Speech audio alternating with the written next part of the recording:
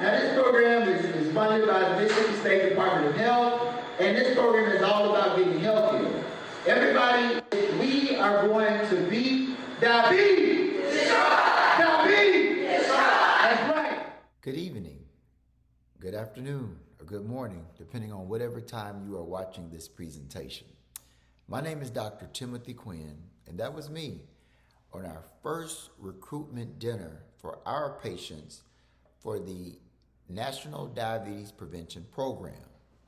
Now, this program is very, very beneficial as it has been for our practice. And what I hope to do today is share our experience, the Quinn Healthcare experience with the National Diabetes Prevention Program, in hopes that you'll be encouraged, empowered with this information to make a decision that this is something that you want to implement in your practice to better help your patients. Now, before we go into this presentation, I'd like to share a speech, a story, an example that I gave to the individuals that attended this interest meeting that you saw me on stage getting them all fired up. Diabetes kill, diabetes kill. Just to help them understand the whole purpose of this opportunity, this diabetes prevention program. I wanted to make it very, very clear that this is not a program that's designed for somebody that wants to, get into that bikini and impress everybody and just, this is not about some fancy diet or some fancy exercise program to get you these results just to look good. But this is a program that's designed to help people reach a higher quality of life, preventing diabetes, which is definitely a burden on so many individuals in America today. So this demonstration, this story, this true account of a patient that I gave helped me to help my audience understand. And basically, this particular patient that I shared with my audience was a young lady, approximately 4 years ago. She was someone that was overweight and she had a lot of comorbidities. She had diabetes, okay? And she was on 2 forms of insulin, a long-acting insulin and a short-acting insulin. She was also on 4 medications for her hypertension. One was a combination pill, and then she was on 2 other pills. And she was on medicine for cholesterol. In addition to that, her liver enzymes were increasing, her kidney enzymes were increasing, so she was starting to have some complications resulting in problems with her kidneys, her liver. She had a lot of problems. She had a lot of joint pain. She had some mild depression, anxiety. She had a lot of comorbidities that were negatively impacted by her weight. Now, of course, me as a family doctor, I'm always going to do everything I can to help my patients get healthier. And it was very clear, because of her excessive amount of weight, if I could help her lose weight, then she would be healthier. But she never took interest in any of my suggestions to start exercising, start eating more healthy. She just was not open to it until one particular day. She came into the clinic and she had a certain look in her eye that I had never seen before. She was excited because she was going to her high school reunion in approximately 9 months. And she was a big social media person, and she followed her classmates on Facebook. And she showed me a picture of a guy, good-looking guy. This was her 20th year class reunion. And she learned that the gentleman had recently gone through a divorce. And she also shared that back in high school, she really liked him a lot. He never paid attention to her, and she told me it was because of her weight, which makes no sense to me.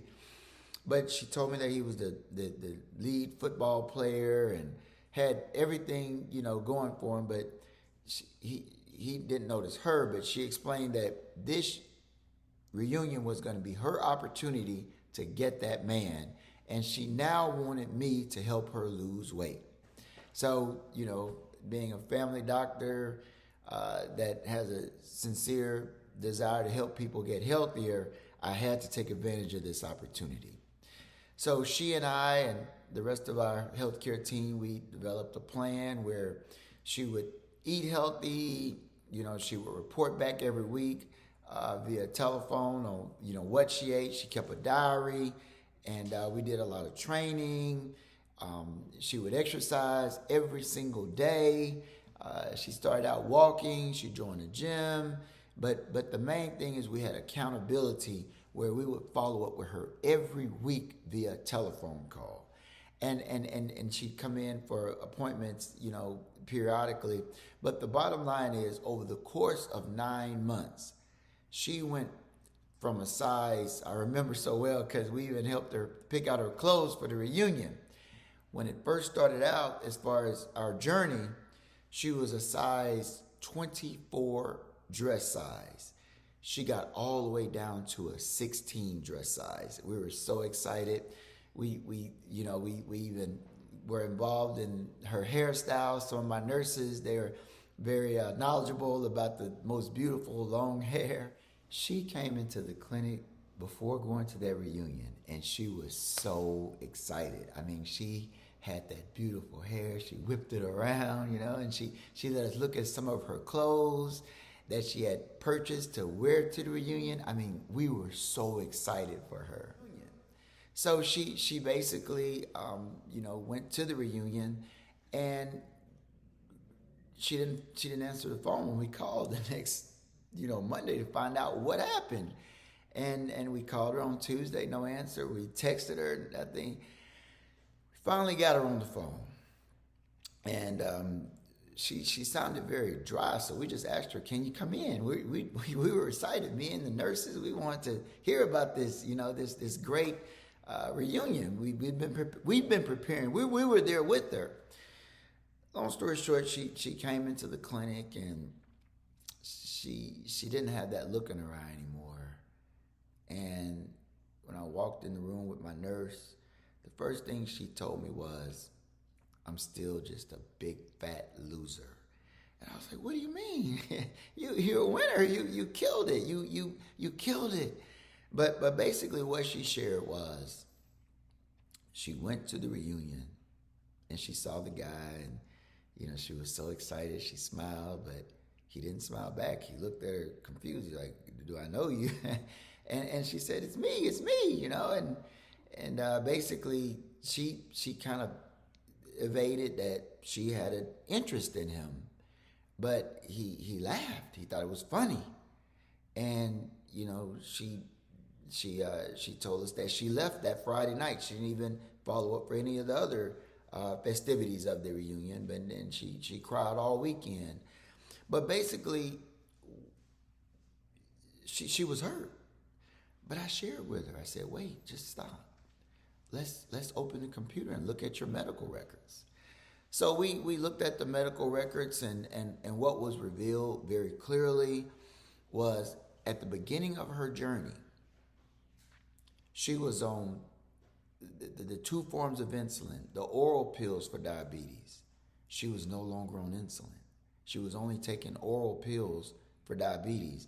And her hemoglobin A1C, which is, I'm talking physicians, the test for control of her diabetes, had gone from like 9.8 all the way down to like 7.9 with no insulin control. Her kidney enzymes had gone down.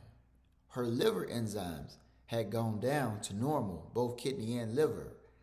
She's now only on one blood pressure pill, and she's still taking the cholesterol medicine for precautionary reasons. But what I shared in that office that day was, she was a winner. Number one, she dodged a bullet. That jerk, that guy that was so superficial, that couldn't see her as the beautiful person she is if she would have ended up with him, she probably would have had a lifetime of pain and suffering because he was a terrible person. But the important take home was she was now healthier. She had potentially added many years of prosperity, of a higher quality of life to the rest of her life, which would most likely be extended. And as I shared this with the participants in the audience during that interest meeting, I saw a certain look in their eyes. I understand. This is what we're here for. We're here to get healthier. And that's the goal of the National Diabetes Prevention Program. We're back with today's Focused on Health segment on the National Diabetes Prevention Program. It's a nationwide network of organizations aimed at lowering the prevalence of type 2 diabetes in America. Now, the program is also facilitated here in Mississippi by our State Department of Health. And Dr. Quinn is here with us. Dr. Quinn, you mentioned that your clinic participated last year. What was your experience? I mean, it was a great experience. We have a lot of patients. The CDC website states that with pre-diabetes. And these are individuals whose blood glucose is slightly elevated, but not enough for diabetes, but they're right on the edge, just knocking at that door. What's very interesting is, according to the CDC website, 90% of people who are pre-diabetic, they don't even know. So this is something that really needs a lot of attention to bring awareness, because the good news is with programs like the National Pre-Diabetes Program that we participate in, working with the Mississippi State Department of Health, you're able to reduce a person's chances of getting diabetes just very drastically. And everybody that participated in our program with Quinn Healthcare, nobody developed diabetes and everybody lost weight and was healthier. That is such good news there. Well, did the fact, though, that the COVID-19 pandemic started in the middle of your clinic's 12-month program cycle affect the participation, though, of the outcome? Yes, it did. And it was kind of heartbreaking, because when we started out, we would meet every week right here at our clinic at night on Tuesday nights, and we would have such a great time. There was a very specific CDC approved curriculum where we would learn different things every week, like how to shop or how to exercise, just different things about lifestyle changes so we could be healthier. We even had fun contests, like we had a gift wrapping for Christmas where people had to wrap gifts about health. It was just so fun. We even met in restaurants on 2 separate times. We ordered healthy items from the menu. We all ate together. It was a community-based experience. And on every Sunday, we used to meet at a dance studio and we do a boogie down dance production. And we get out there and dance, and we were having such a great time, losing weight. It was a community. But when coronavirus kicked in, we had to go virtual and do Zoom. We had about an 80% participation at that point. But the good news is everybody still lost weight because we stuck to that curriculum and nobody developed diabetes. Mm-hmm. Well, tell us, how can others get involved in this program so that we can help our communities? Well, basically, they can contact the Mississippi State Department of Health by visiting the Mississippi State Department of Health website, or even just call and inquire about the National Diabetic Prevention Program and get their organizations involved, the church, clinics, whatever entity, and let's get healthy, Mississippi. Mm-hmm. That's some good advice there, Dr. Quinn. Thank you so much. Thank you.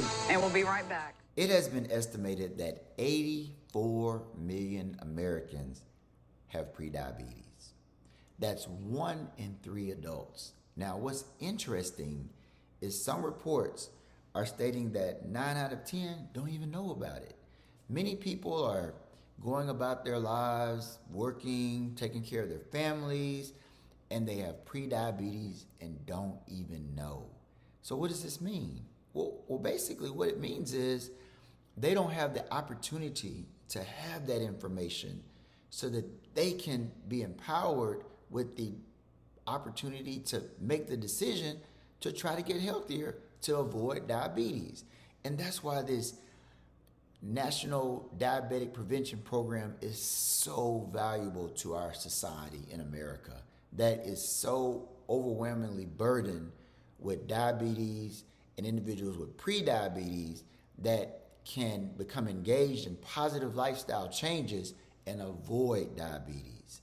Now, just to put perspective on it as far as what's being done as far as, helping people become identified is a measure taken by Blue Cross Blue Shield State.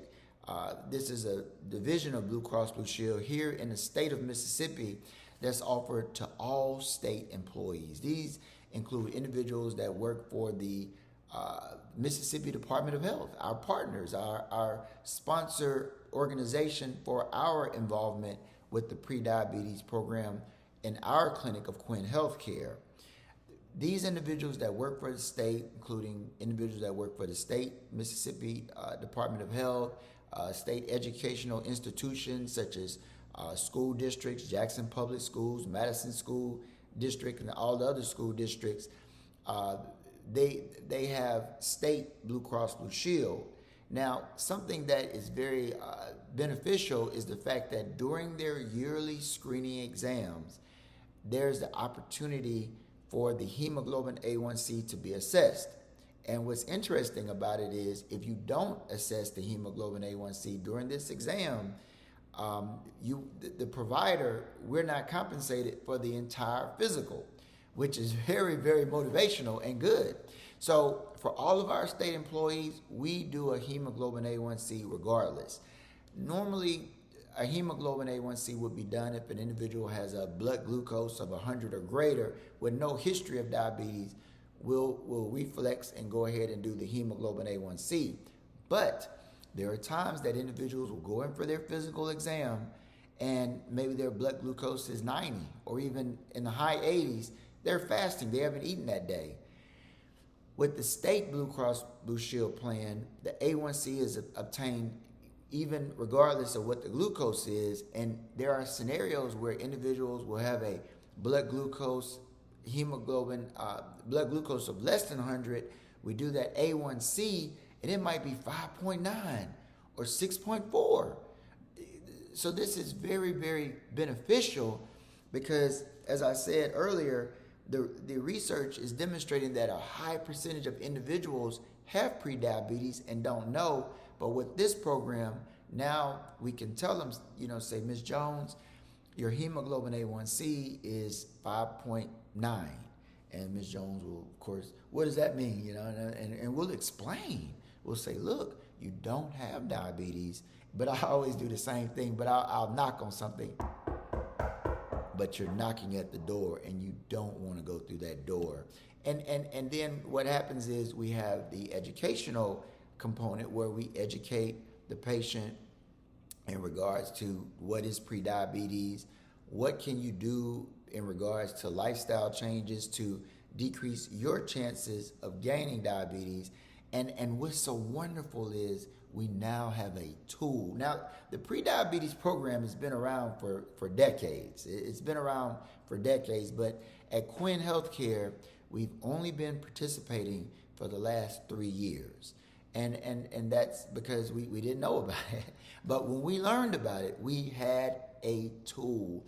And even for those patients in our clinic that aren't actively engaged in the pre-diabetes program, maybe they didn't make it to the interest meeting, maybe they weren't identified in time, some of that basic protocol, those techniques of educating patients, empowering patients with positive lifestyle changes are just sort of seeping into our regular population of patients. So everybody's benefiting, even the patients that are not in the program, because what's happening is at Quinn Healthcare, me, myself, Dr. Quinn, the nurse practitioners, the rest of our staff, we've been empowered with knowledge on different techniques on how to help patients with pre-diabetes avoid diabetes. So this is a very beneficial program.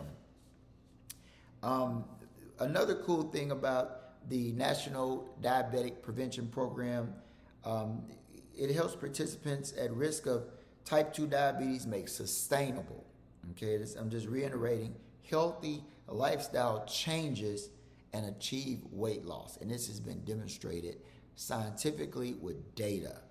The program can be offered virtually, in person, or through distance learning and community or clinical settings. Now, what does that mean? When we first started the program at Quinn Healthcare, it was only offered in-person classes. And we would meet every Tuesday night. And it was a good experience for everyone. It was a community-based setting where individuals would weigh in, and then we'd all meet in a big classroom. We had a chalkboard. We had our educator to teach a specific curriculum every week. Like, for instance, one class was about when you go to a restaurant, what do you order? And you know, a lot of this information seemed very just straightforward to me. But what I was surprised to learn that there are a lot of things that I may know because, you know, I went to medical school. So I might have more knowledge on what's healthy, what's not healthy, compared to someone that didn't go to medical school. And the comparison I made to my patients was when I talked to my accountant, who has been telling me I've been an idiot because I don't know accounting, you know, and early on I would make a lot of mistakes because I just didn't know. And he was so puzzled, like, how do you not know that? Because I didn't go to accounting school, man. And that's pretty much the way we talk to our patients, in that, you know, it's okay if you don't, you know everything about calories and all this as far as, you know, what's healthier and what's not. We're very humble, you know, as far as our presentation with our patients, and not make them feel like, you know, we're talking down to them, but we're just talking to them and we're giving them the information. But we would meet every week with these different curriculums, and it was really, really good. But then coronavirus kicked in, and we couldn't ask them to come into the clinic in a small, group setting where everybody's sitting next to each other, because it gets a little intense, or it was getting intense, where people would yell out, "I know the answer," and those respiratory particles are just going crazy. But the deal is, we started doing it virtually, and to our surprise, we had a good response. And note, as I said, the CDC with the curriculum, they give the opportunity to do it in person or virtually. Now, with the coronavirus pandemic, the virtual reality became a reality. I mean, I watched my mom, 72 years old, very, very, very, very compliant as far as her attendance in church. She played no games about church, and she always had to get her hair done every Saturday so she could go to church on Sunday, and she still does today. But during the pandemic, church was closed for safety of the members, and I watched her. Before the pandemic, she had nothing to do with Facebook, nothing to do with FaceTime as far as speaking to family members and friends. But over the pandemic, she learned how to log on to her church site and watch it real time. And she learned how to use her smartphone, which I bought for her. She figured it out during the pandemic. Before the pandemic, she was still using that home phone. I was like, "Mom, use your smartphone." That thing's too complicated. But during the pandemic, she learned how to use it, and she would do FaceTime with her grandbaby, and she even has another grandbaby in Germany that she would do FaceTime with, and she became compliant. But what we saw an opportunity, which we took advantage of, and we did virtual through Zoom for our classes after the pandemic started, and we had quite a response. It was very, very good response, and some of the barriers were addressed as well, because we later learned that some of the patients complained of the fact that they were a little bit embarrassed about weighing in, but now they could weigh at home and they felt more comfortable. But also they could send messages and chat during the meeting, so while someone was talking, they didn't have the thought process that they would be interrupting the speaker, which gave them more of an opportunity to participate even more and have their questions answered. So this was turned out to be very beneficial. We were very worried about it, but it worked out. Now, as far as the National Diabetes Prevention Program, there's some components. Basically, under the recognition and quality assurance through the CDC, this curriculum, there's a trained lifestyle coach, okay? Now, before the program ever starts, Quinn Healthcare, our clinic, what we did was we selected 2 coaches, and we sent them to a workshop where they were trained on the curriculum, how to dispense the information, just basically the protocols, like a class. They went for a period of time and they got a certificate, okay? And the cool part about it is if your clinic signs up for this program, there's compensation for the clinic to send the coach. So you can pay the coach to go to the program, but it's not a expense that your clinic will inquire. It'll be through the funding through the diabetes prevention program. But you can also use some of the funding available, and it's very generous, to pay the staff, because we would do it on Tuesday nights, and we still do it on Tuesday nights. We just do it virtually now, but we pay the coaches every week to conduct the class, because we appreciate the fact that people's time is very valuable, and we want them to be compensated, and it's a good partnership. Basically, there's an emphasis on the participant empowerment through a personal action plan, where the participants in the class, they have to help devise their plan. Meaning, let's say, for instance, the goal is 150 minutes a week of exercise. That would be approximately 30 minutes a day, 5 days a week. Now, Tim Quinn, I like to run. They used to call me Forrest Gump in medical school, because I was from Mississippi. I was country, I had that country accent, and they'd say, "Oh, Forrest Gump has the answer," because they saw me running all the time. Because after class, I would literally bring my exercise clothes to medical school, and after class, I would go change in the restroom that had a shower and go run. I run 10 miles some days, because I've always been a runner. I ran cross country in college for a short while, and I ran track in high school, and I was in the military, so I'm a runner. But everybody doesn't like running. Like my wife, beautiful Melissa, she likes the Peloton that you can see behind me. That's her baby. That's her second boyfriend, but that's okay. His name is Cody Rigsby. I don't know if we have any Peloton fans out in the audience, but that's my wife's deal. Another way you can get your exercise in, we have a few patients that like to dance, and we actually had a dance class. Now, this was prior the pandemic, where we would meet. We rented out a studio. Now, remember, we had funding from the CDC through the health department that we received, and we used some of that money to rent out a dance studio. So every Tuesday night we'd have class in the clinic, and then I want to say on Sunday afternoon, that's when we did it, because we're in our second class. Now, all the dancing, it started with our first class a couple of years ago. But with our first class, we would rent out a dance studio every Sunday night or Sunday evening about 5 o'clock. Well, I guess that's afternoon, but around 5 o'clock, and we play like Earth, Wind, and Fire. We play Aretha Franklin, just the oldies. And we, boogie down. Dum, dum, dum, dum, dum, dum, dum, dum. And it was so much fun. Now, in the first class, I was the instructor, but it didn't go very well. So I got fired after the first class, and we hired a professional jazz aerobic dancer.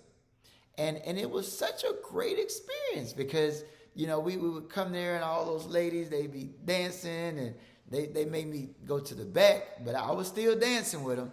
And it was just a great community experience. And a lot of this pre-diabetes program, is based on scientific, I repeat, scientific data.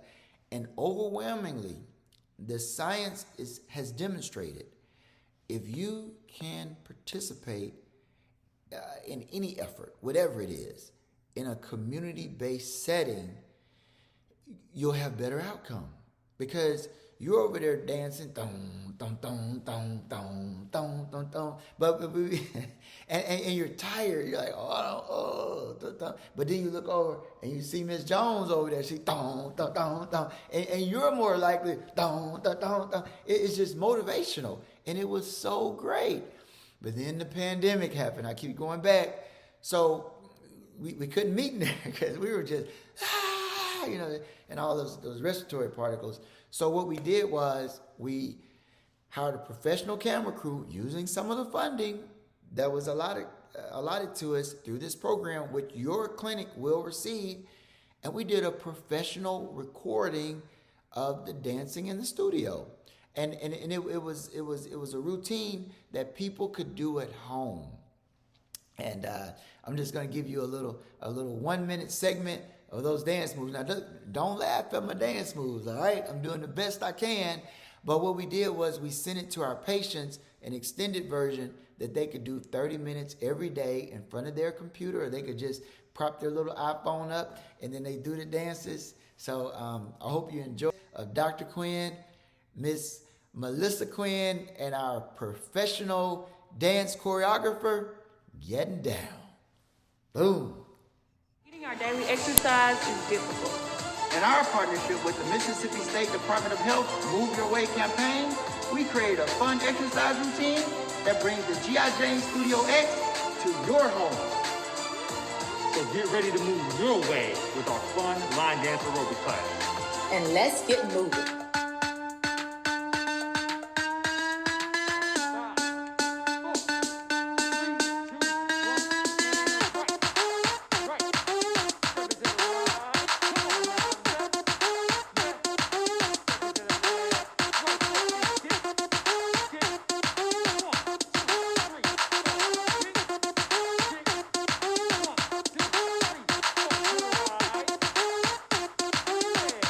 Visit AskDrQuinn.com. Click on the Move Your Way tab for the full workout.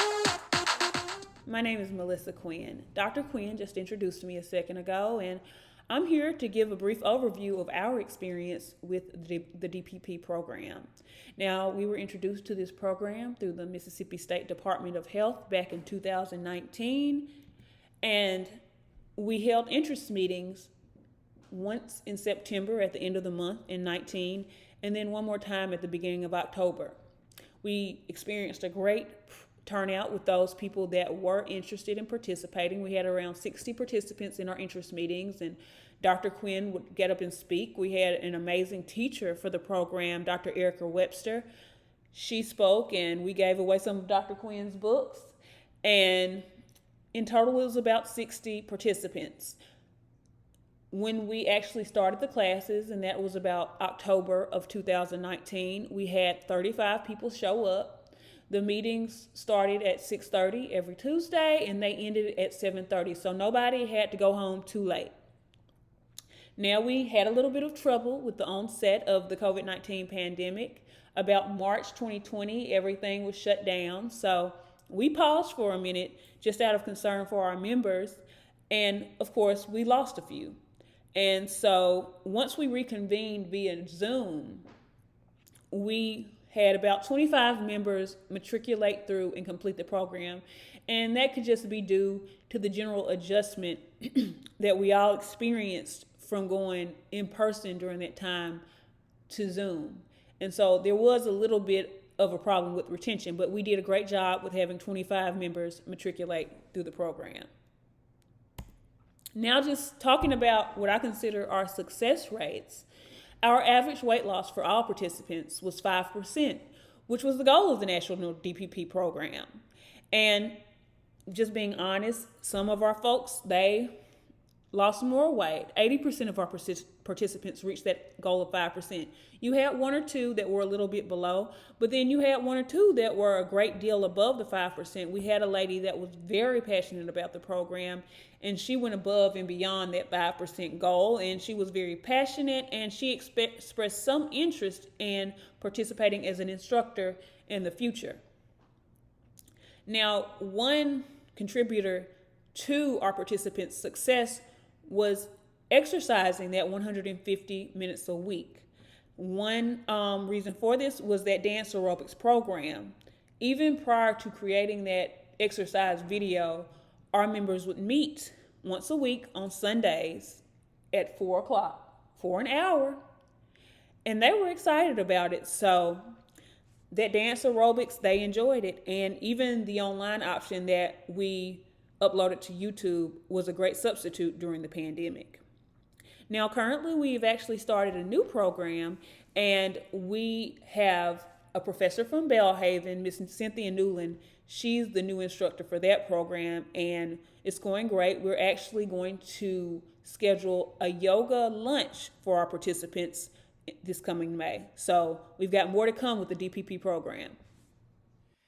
So I hope you enjoyed the beautiful Miss Quinn with her contribution as far as our specific involvement with the diabetes prevention program, which has been very, very rewarding. We've helped a lot of our patients, and as I said earlier, it helped more than just the patients in the program, because the information that we were empowered with, and when I say we, I mean myself, our nurse practitioners, our staff, a lot of this information was used to help our overall practice patients, as far as educating them on pre-diabetes, different lifestyle measures. A lot of our patients that were not in the program still did our home dance video, especially during the coronavirus pandemic, which was very, very beneficial.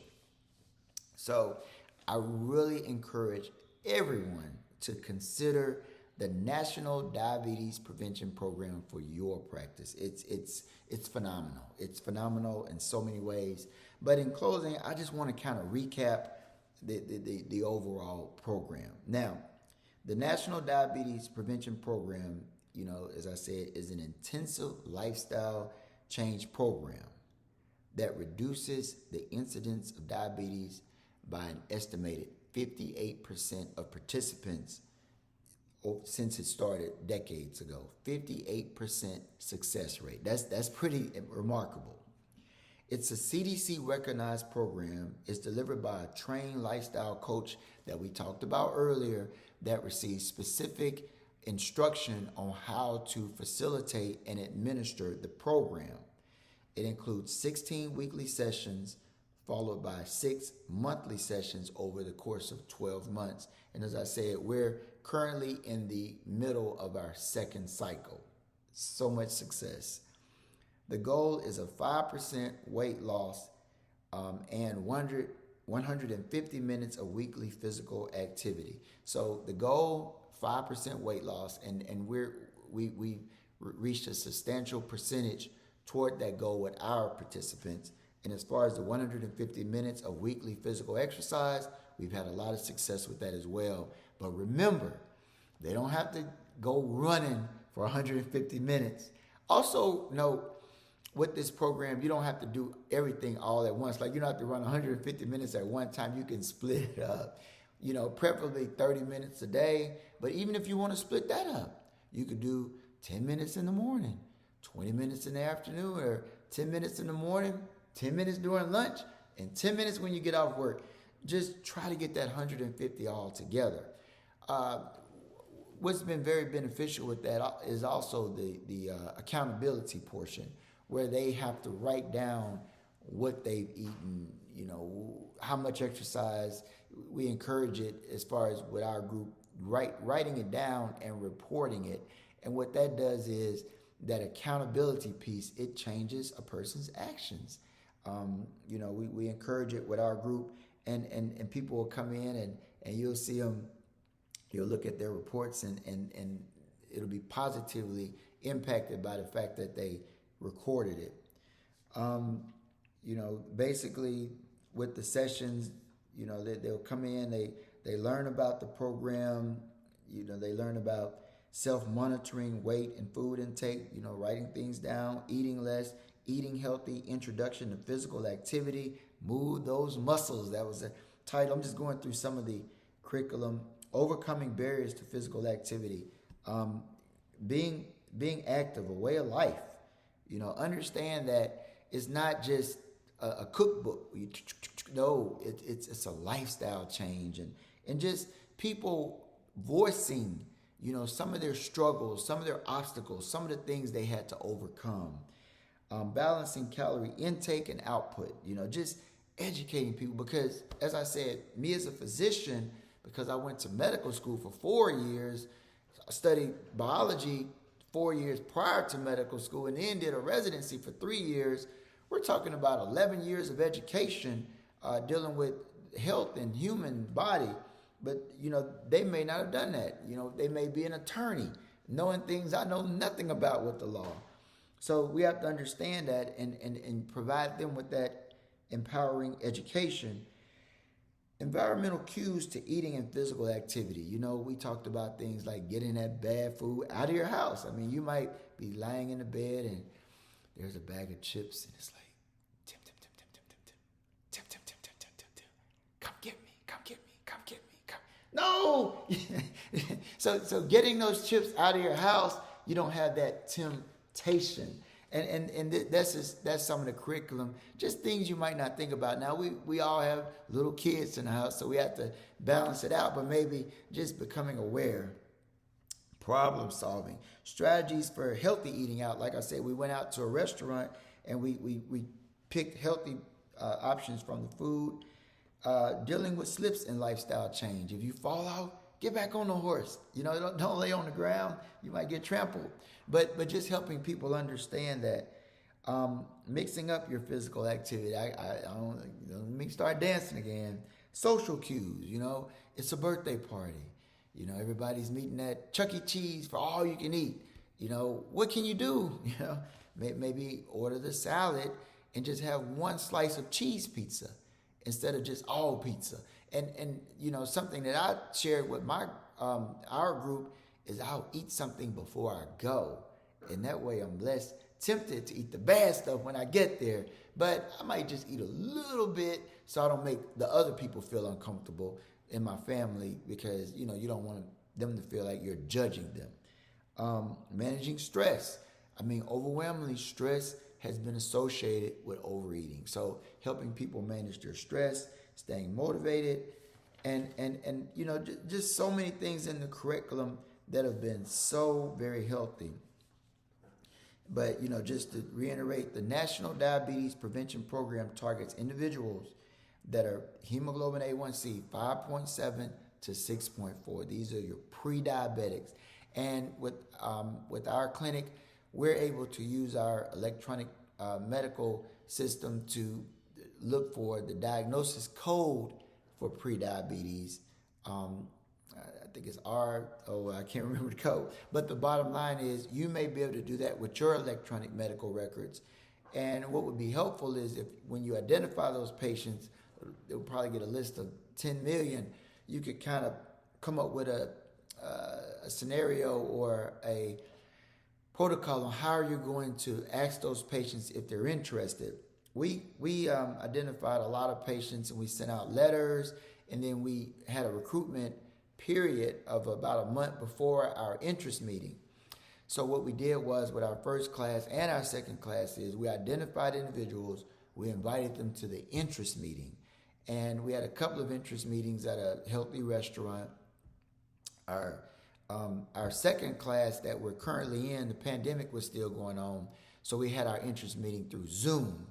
But during the meetings of both the first class and the current class, I told that story about the lady going to her high school reunion before I did anything, because I wanted potential participants to know that this program is not a vanity program, it's a healthy program.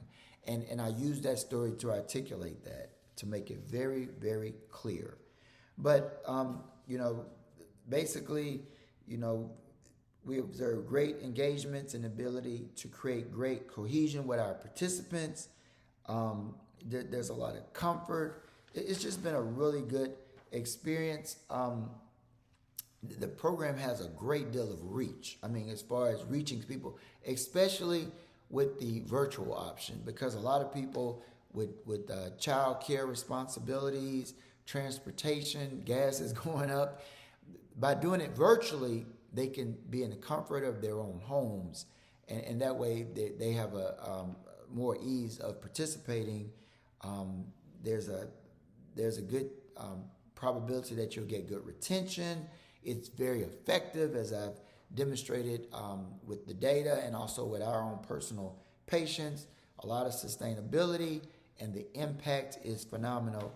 And as I remind, it didn't only affect the patients in our program that were participating, but it just affected our overall culture of our practice, just to empower us with more tools to better help our overall patient population.